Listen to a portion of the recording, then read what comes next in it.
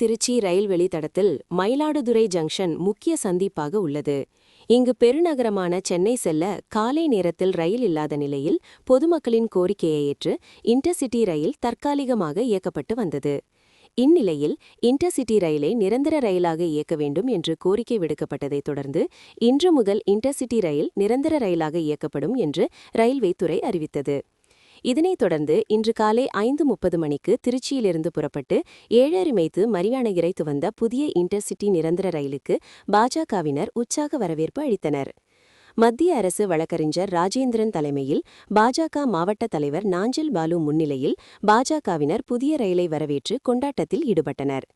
தொடர்ந்து ரயில் நிலைய வாயிலில் கேக் வெட்டி ஒருவருக்கொருவர் இனிப்புகள் வழங்கி தங்கள் மகிழ்ச்சியை வெளிப்படுத்தினர்.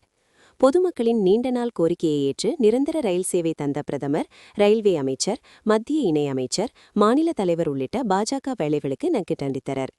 இந்த ரயில் மதியம் 12:30 மணிக்கு தாம்பரம் சென்றடையும். வாரத்தில் 5 நாட்கள் இயக்கப்படுகிறது.